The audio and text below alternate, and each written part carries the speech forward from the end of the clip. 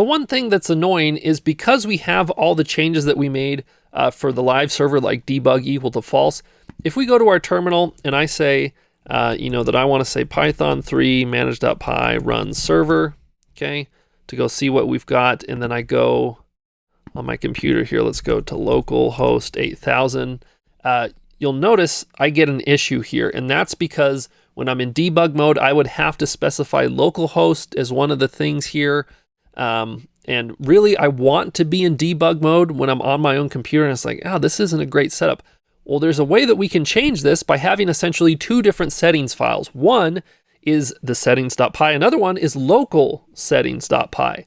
And that's what we added into our git ignore. And this is a great workflow so that you can have your changes locally and then also live. So what I'm going to do is I'm going to create a new file here inside of personal portfolio. I'm going to say new file. I'm going to call this local_settings. It's important to have this same name just because that's what we put into our git ignore. Technically, you could call it whatever you want, like my changes or whatever, but this really is like the common form that people follow. So I would do this. So make this file called local settings.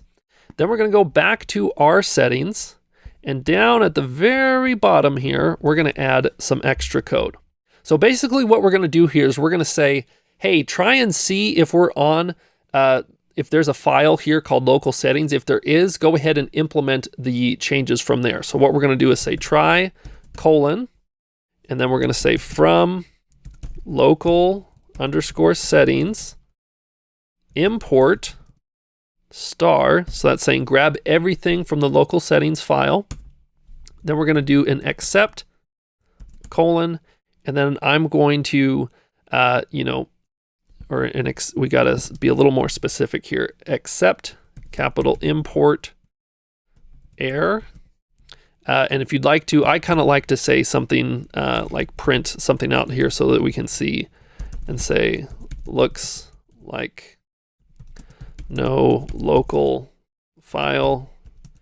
You must be on production, which production is another name for like your live server. So you don't have to do this, but I think this is kind of a nice thing to have there. Okay.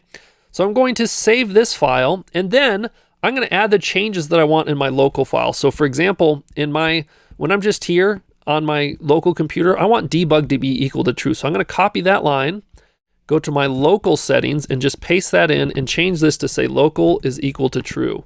The other thing is I don't want any of these allowed hosts. So I'm going to like copy this, for example, and I'm going to paste this inside of here. So I'm going to, save that. So now the local settings has these two things, for example, and in settings, we had this at the very bottom. Make sure that that's saved.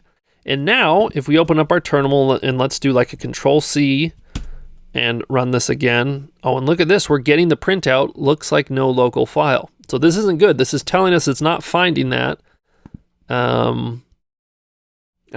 Here, I forgot to do from .local settings. That's saying look in this directory for the local settings. Okay, so I'm going to save this, and now if we go back to the terminal, let's do a Control-C, run that again. All right, there's no message there, so it should be pulling in those files. If I go back to this project and reload, so the issue that we're facing here is it's saying, hey, you don't have localhost 8000 in your allowed hosts. And I was thinking, well, that was the whole point of the settings. And if we go back to our project here in my local settings, I forgot to make this an empty list. So I'm going to go ahead and delete that, save. Let's reload the page. Everything's back to normal. Okay. So awesome that we now have a clean working website here locally. And when we push this up, that it's going to have those new changes. And look at this. If we go back to our terminal, I'm going to do a Control-C to stop, and I do a get status. Okay. You can notice that it only has the changes for the settings.py. It doesn't do anything about local settings. Pretty cool. All right. This is now where I'm going to take you through the ultimate flow if you have changes and you're trying to push them live to your site. So the first thing that we've got to do is we've got to see if we've added any sort of extra packages to our project via pip. So a way that we can do this is if you actually type out, in my case, I'm using pip3. I'm going to say pip3 freeze, and then this little caret, the greater than sign, over to a file that I'm going to call requirements.txt. Okay? So if we go ahead and do this and go back to our code editor, you can see what this file looks like. Okay. You can see basically this just finds anything, any pip package that we're using on our own computer. And the thought is we're probably going to want to use these on our server. Like, so for example, if we were coding and we needed to add a new item here, we would go ahead and run this. Now, odds are most times that you do changes, you're not going to need that, but I always recommend just running this line of code to say, okay, make sure there's nothing there. So now if I do a git status, okay, you'll notice I have these two files. So I'm going to do the git add dot. I think that's a cool little tip there that just like adds everything for us.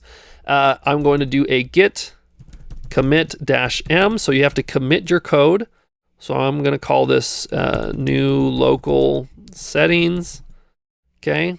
And to really prove that this is working too, I'm actually going to pull back from committing this. Let's go ahead and make another change on our website that we'll be able to see. So I'm going to go, for example, to my maybe my home page here. So let's go to the portfolio. Let's open up home. So let's maybe go ahead and change something here like Nick Walters, Commander-in-Chief at Zappy Code and lives in downtown Tokyo. So maybe I'll add like an emoji here. So let's go ahead and throw in some sort of face. Okay, here's happy face. So I'm going to save this. Make sure that this looks good locally. Okay, so that looks good. So now the real test is going to be if I can get this at nickwalter.python anywhere, because if I reload this, obviously those changes aren't showing up. Okay, so I'm going to go back to the terminal. I'm going to do a Control C. So I'm going to do my git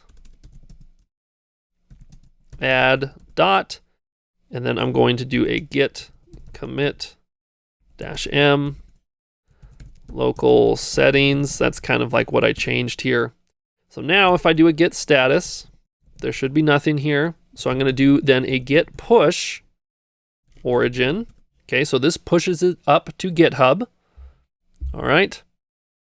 Okay, so now that those changes are up on GitHub, I'm going to go ahead and move over to my console. So normally if you opened this up for the first time, you'd have to type out work on and then, you know, in our case, portfolio venv, but I'm already inside of there, so that's fine. Then once we're in there, you're going to have to move into your directory with your project, but again, I'm already there, so that's fine. What I'm going to do is a git pull origin. So I'm going to pull in the new code changes. Once I've done that, remember we have this new file here, this requirements.txt. So I'm going to now type out pip install -r and then requirements.txt. And what this does is it goes and it grabs anything that's new inside of there and installs it. Now, if things are already there that we have specified, it's totally fine. But it's going to go grab those different pieces and bring them into our project. So Python Anywhere notoriously takes a little bit of time with this, so let's go ahead and bring it back when this is done. All right, now that that's done, you need to make sure and migrate anything. Maybe you had made some migrations locally on your own computer. So we're going to do a Python manage.py migrate.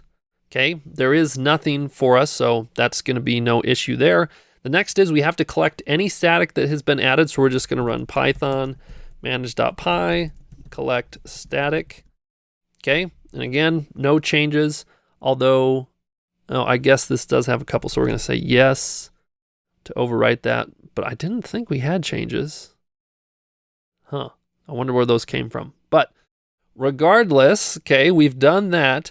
Now that you've done that, we just need to go back to Python Anywhere, go to Web, do the reload here. And now, so notice this is localhost, and we have the emoji showing up. The live one, the old one did not have it, but now if we reload, check that out. We have the emoji. And you notice we don't have any other issues. Like this isn't in debug mode. Like if I do / and some random stuff, it does the nicer page than showing all of our code and whatnot. So that's cool that we now have the local settings and then, you know, the production settings. So there you have it. You know how to upload your project to Python Anywhere, get everything set up, and if you have changes, you know the workflow to go through in order to do all that. Really, the last thing that I have for you is how to have your own domain for a particular website. Now, this is going to cost you, 1, to buy the domain, and 2, the upgrade in Python Anywhere. It's $5 a month to be able to have your own custom domain. So you've got to decide whether or not you want to do that. But if you're interested, let's go ahead and talk about that in the next lecture. If not, just go ahead and move on to the next section where we're making a sweet app.